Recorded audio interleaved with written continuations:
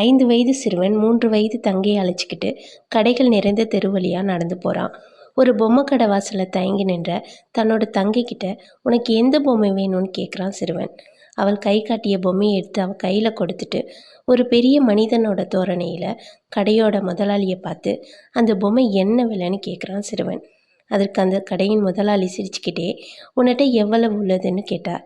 அதற்கு அந்த சிறுவன் தான் விளையாட சேர்த்து வச்சிருந்த சில கடல் சிற்பிகளை தன்னோட பாக்கெட்லேருந்து எடுத்து கொடுத்துட்டு கடைக்காரனை பார்த்து இது போதுமா என்று கவலையுடன் கேட்டான்.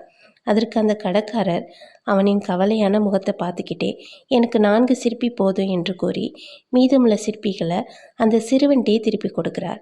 சிறுவன் மகிழ்ச்சியோட மீதி உள்ள சிற்பிகளோடும் தன் தங்கையோடும் அந்த பொம்மையை எடுத்துக்கிட்டு சந்தோஷமாக நடந்து போகிறான். இதையெல்லாம் கவனிச்சுக்கிட்டு இருந்த அந்த கடையின் வேலையாள் முதலாளிக்கிட்ட வந்து ஐயா, ஒன்றுக்கும் உதவாத சிற்பிகளை வாங்கிக்கிட்டு விலை உயர்ந்த பொம்மையை கொடுத்து விட்டீங்களேன்னு கேட்குறான். அதுக்கு அந்த முதலாளி சொன்ன பதில், சிறுவனுக்கு பணம் கொடுத்தால்தான் பொம்மை கிடைக்கும் என்ற புரியாத வயசு.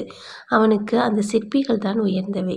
நான் பணம் கேட்டால் அவன் எண்ணத்தில் பணம் தான் உயர்ந்தது என்ற மாற்றம் வந்துடும். அதை நான் தடுத்து விட்டேன். மேலும் தன்னோட தங்கச்சி கேட்டதை தன்னால் வாங்கி தர முடியும் என்ற தன்னம்பிக்கையை அவனுக்குள்ளே விதைச்சி விட்டேன். என்னைக்காவது ஒரு நாள் அவன் பெரிய ஆளான பிறகு இந்த சம்பவங்களை நினச்சி பார்க்கையில் இந்த உலகம் நல்லவங்களால் ஆனது என்ற நல்ல எண்ணம் அவன் மனசில் தோன்றும். அதனால் அவன் எல்லார்ட்டையுமே அன்பு காட்ட தொடங்குவான் என்றார் முதலாளி.